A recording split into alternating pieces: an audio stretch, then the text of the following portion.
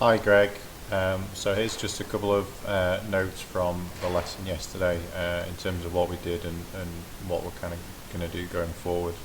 I generally try and keep these as simple as possible, as they're really just a recap for you to come back to sort of each time you go to the range, if you like. So here we go with your first swing on the left hand side. So we said from an address position, certainly from down the line, that there's no real change in terms of posture, etc. All really good from that angle.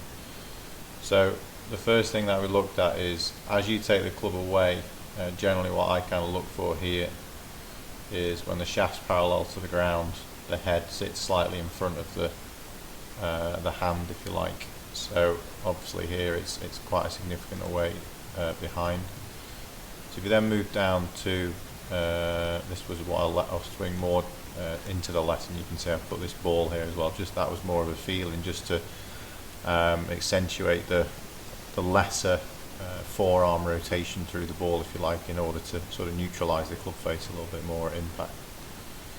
But as a takeaway here, this one's much more solid. Okay, so personally for you, that's really good. Club face angle parallel to your spine angle, which is really good. Okay, wouldn't change anything there. Sorry, just move these back. Okay. So then we go back to the swing on the left. So what you tend to do, you tend to whip the club behind you. Your arms kind of work a little bit independently of your body. Your body, if you look at your body in terms of rotation, it stays very, very still. Yeah. I like to see like the belly button travel a little bit more or rotate a little bit more. You tend to just work your arms around your body. So up to the top, it's not a bad position at the top.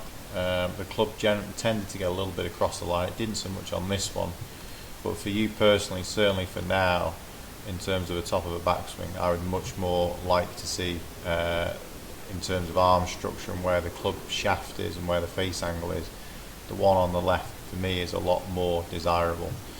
The only thing that's really kind of lacking from this swing is the kind of lack of rotation in lower hips, and I would maybe call it rib cage rotation. So because that's small, what it gives the apparency here is the hands sit sort of quite high, or the lead arm is a little bit steep. I'd like this to be a little bit more kind of over here, or flatter if you like.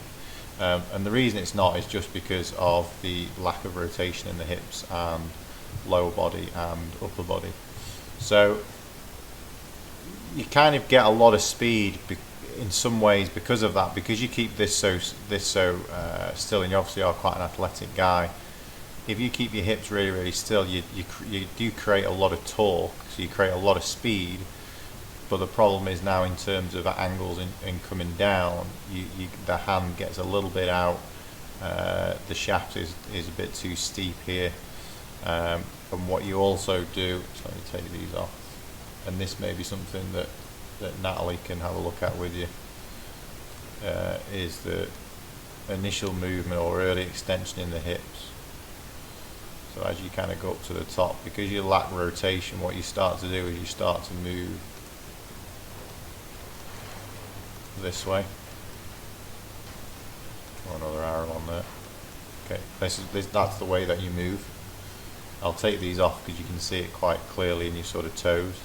So if you look at address here, as you take the club back, as you come in to hit it now, if we pressure trace this, which is what we'll do next time, you can see that all the weight's moved into the toes, or you've moved forward. Okay, so for me, most of the time when someone early extends, it's more to do with the fact that they're desperately trying to shallow the shaft.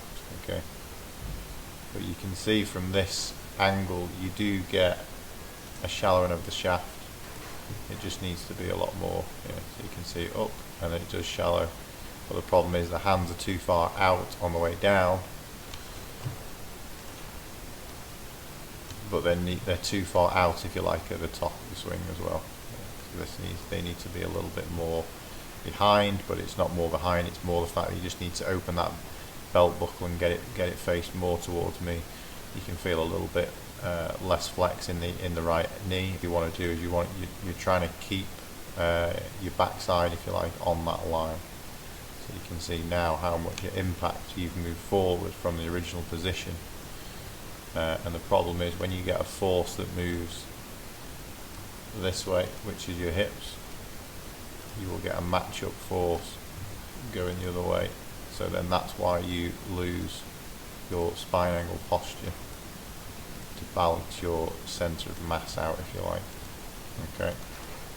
So if I go back to address and do spine angle,